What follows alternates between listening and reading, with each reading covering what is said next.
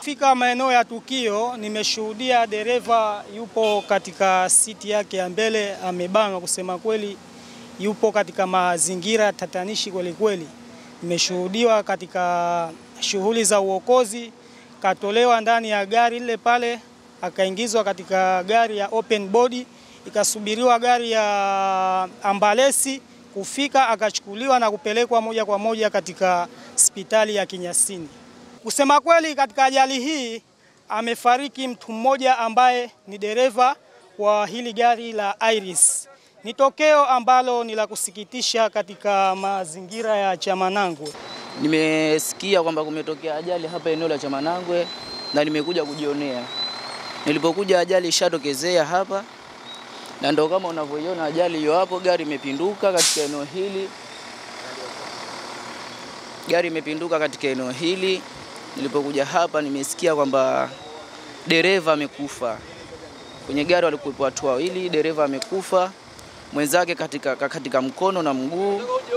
Lakini sijashuhudia, nimesikia tu na watu kwamba ni maneno tu yanaongewa. Nilipokuja hapa nimekuta ambalesi ndio inapandisha zake juu. Kwa hiyo aliyojiri ni hayo. Mwili huu uliletwa ukiwa umekufa tayari, na chanzo cha ajali hii unasadikiwa ni mwendo mkali wa gari ambao alikuwa akiendesha gari la kuchanganyia zege ambalo wanaliita mixer. Nika kwamba chanzo cha kifo cha marehemu ni kupata majeraha makali makubwa katika kichwa pamoja na kifua, lakini pia ilibainika kwamba na kwenye fupa la kiuno nalo pia lilipata shida. Kwa hiyo ndio sababu hizo ndizo zilizomwondoa marehemu uhai wake. Nasaha zangu kwa madereva au kwa jamii, tuache kuendesha mwendo mkali tukiwa na vyombo vya moto, na watu wawe makini sana wanapokuwa barabarani na wanapoendesha hivyo vyombo.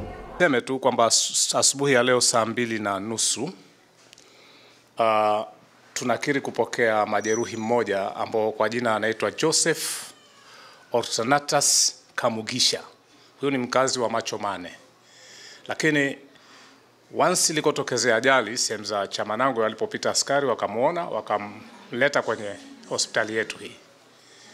Sasa walipomleta kwenye hospitali hii, baada ya kumfanyia uchunguzi, tukamkuta kwamba akapata fracture with the fragment kwenye midshift ya left femur, kwamba kwenye mfupa wake mmoja ule umekatika, lakini pia kuna kadi fragment. Kwa hivyo moja kwa moja kutokana na hali hiyo ya majeruhi hiyo, ikabidi tumpeleke hospitali ya Mkoani kwa madaktari bingwa wa mifupa kwa matibabu zaidi.